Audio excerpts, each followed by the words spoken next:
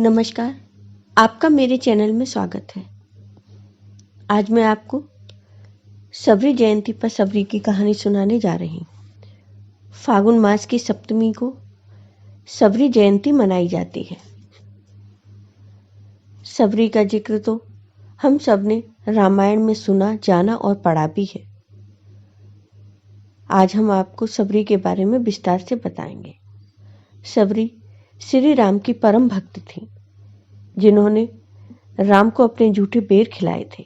सबरी का असली नाम श्रमणा था।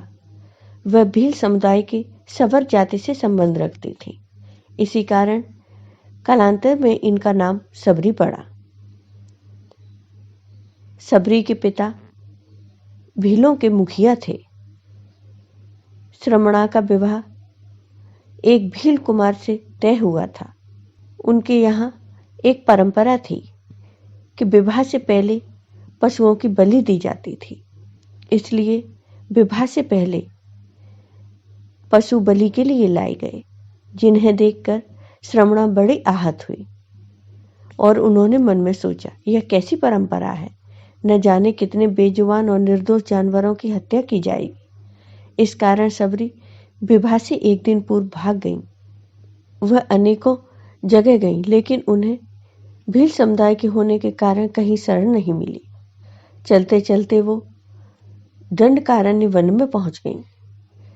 दंडकारण्य वन में मातंग ऋषि तपस्या किया करते थे।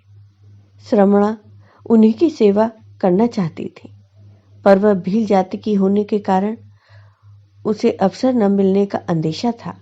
सबरी सुबह सुबह ऋषियों के उठने से पहले उनके आश्रम से नदी तक का रास्ता साफ कर देती थी।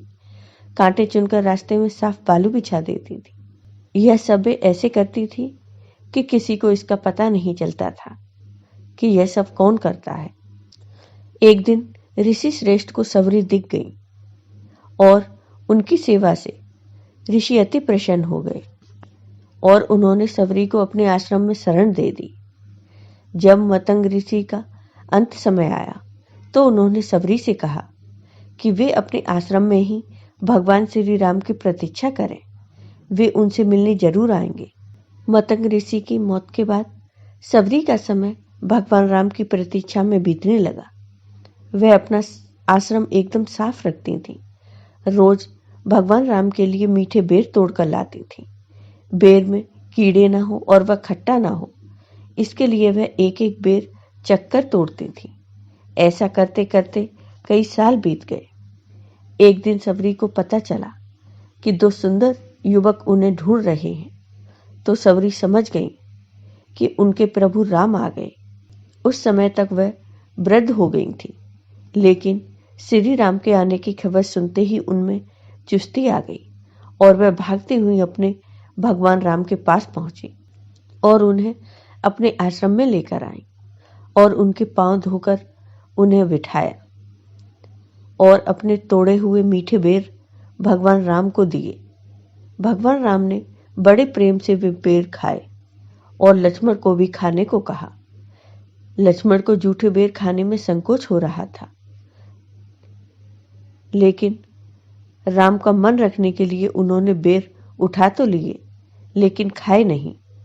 इसका परिणाम यह हुआ कि राम रावण युद्ध में जब लक्ष्मण पर शक्तिबाण का प्रयोग किया गया तो वे मूर्छित हो गए। तब इन्हीं बेर की बनी हुई संजीवनी बूटी उनके काम आई थी। सबरी जयंती का महत्व। हिंदी धर्म में सबरी जयंती का विशेष महत्व है। इसे भगवान राम के प्रति आस्था के पर्व के तौर पर भी देखा जाता है। भगवान राम द्वारा सबरी के जूठे बेर खाने की कथा रामायण, भागवत, रामचरितमानस, सुरसागर आदि ग्रंथों में पढ़ने को मिलती है। सबरी जयंती के दिन कई जगहों पर रामायण का पाठ भी किया जाता है। इस दिन भगवान श्री राम के साथ माता सबरी की पूजा अर्चना की जाती है। मान्यता है कि ऐसा करने से भक्त की सभी मनोकामनाएं पूर्ण होती हैं। पौराणिक कथाओं के अनुसार फागुन मास के कृष्ण पक्ष की सप्तमी तिथि को ही भगवान राम के आशीर्वाद से माता सबरी को मोक्ष की प्राप्ति हुई थी। आपको ये वीडियो पसंद आया हो तो लाइक कीजिए, शेयर कीजिए और मेरे चैनल को सब्सक्राइब कीजिए। साथ ही बेल आइकन पर क्लिक जरूर कीजिए, जिससे हमारे वीडियो के नोटिफिकेशन आपको मिलते रहें। धन्यवाद।